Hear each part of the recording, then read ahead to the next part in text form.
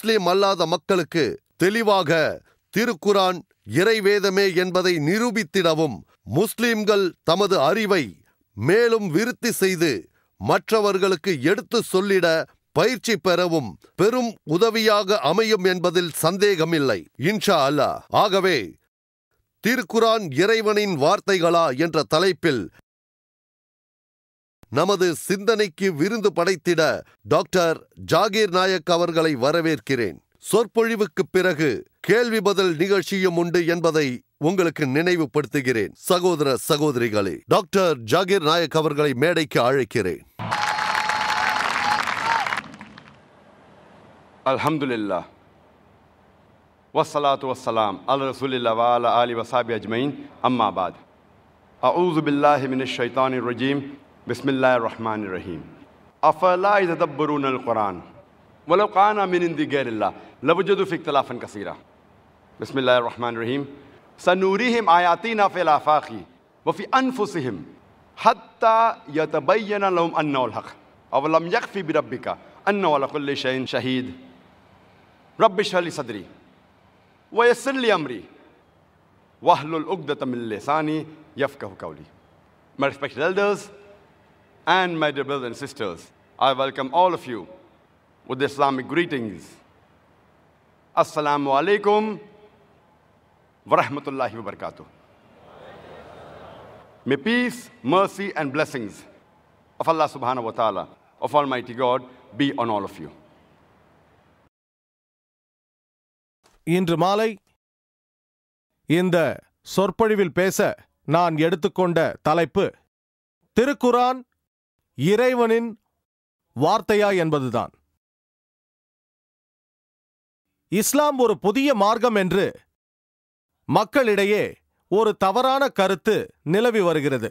1400 ஆண்டுகளுக்கு முன்பாகத்தான் வழக்கத்தில் வந்தது என்றும், முகமது நபி அவர்கள், அவருக்கு சாந்தி உண்டாகட்டும், இஸ்லாத்தின் நிறுவனர் என்றும் நினைத்துக் கொண்டிருக்கிறார்கள். ஆனால் காலம் தோன்றுவதற்கு முன்னரே இஸ்லாம் தோன்றிவிட்டது. மனிதன் இந்த பூமியில் கால் பதித்த அன்றே தோன்றிவிட்டது.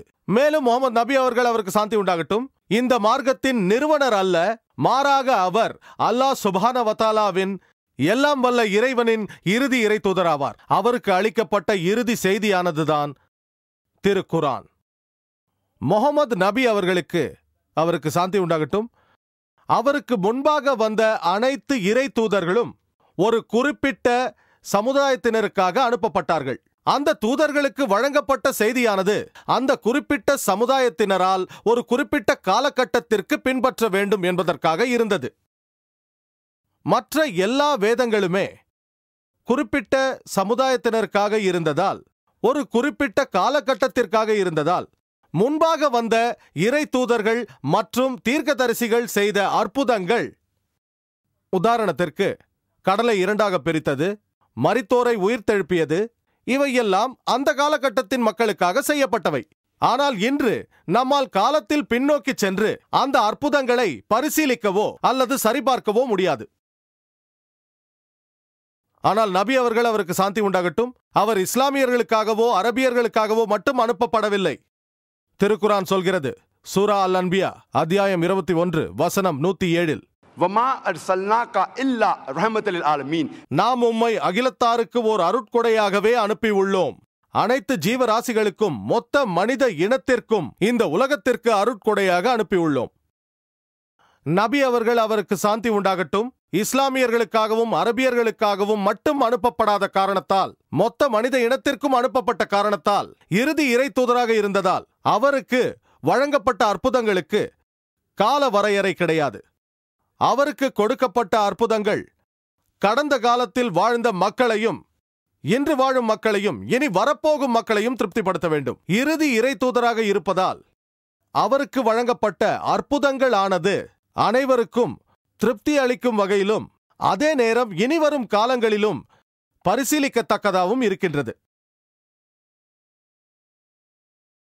நபி அவர்கள், அவருக்கு சாந்தி உண்டாகட்டும், நூற்றுக்கணக்கான அற்புதங்களை செய்திருக்கிறார்.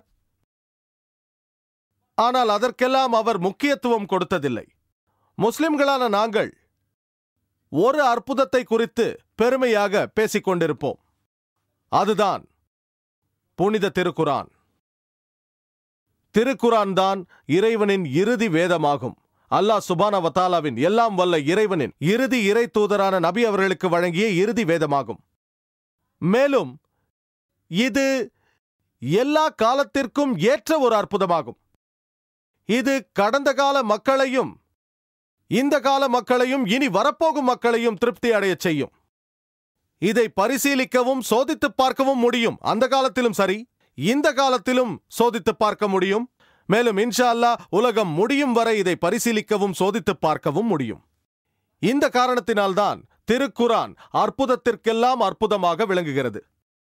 புனித திருக்குரானை பொறுத்தவரையில் எந்த ஒரு மனிதனுக்கும் திருக்குரானை பற்றிய சிறிதளவு ஞானம் இருந்தால், அவர் முஸ்லிமோ அல்லது முஸ்லிம் அல்லாதவரோ, திருக்குரான் முதலில் ஒரு மனிதனால் ஓதப்பட்டது என்பதை அவர் ஏற்றுக்கொள்வார். அந்த மனிதனின் பெயர் முகமது நபி அவர்கள். அவர் மெக்கா என்ற நகரில் அரபு நாட்டில் பிறந்தார். திருக்குரானை பற்றிய சிறிதளவு ஞானமுள்ள எந்த ஒரு மனிதனுக்கும், அவர் முஸ்லிமோ முஸ்லிம் அல்லாதவரோ, இது குறித்து எந்த கருத்து வேறுபாடும் கிடையாது. மேலும் திருக்குரானின் மூலம் எது என்ற விஷயத்தை குறித்து அநேக விதமான அபிப்பிராய பேதங்களும் குற்றச்சாட்டுகளும் குற்றச்சாட்டுகளுக்கு பதில்களும், இவை அனைத்தையும் நாம் விரிவாக 3 விதமாக பிரிக்கலாம். அதில் முதலாவது என்னவென்றால், முகமது நபி அவர்கள், அவருக்கு சாந்தி உண்டாகட்டும், சுயநினைவோடோ பாதி சுயநினைவோடோ அல்லது சுயநினைவு இல்லாமலோ இந்த திருக்குரானை எழுதினார் என்ற கருத்து நிலவுகிறது. இரண்டாவது வகையானது, திருக்குரான் என்பது நபி அவர்கள், அவருக்கு சாந்தி உண்டாகட்டும், அவரால் எழுதப்பட்டது. அவர்கள் இதில் பல மூலங்களில் கற்றுக்கொண்டதை எழுதியிருக்கிறார் அல்லது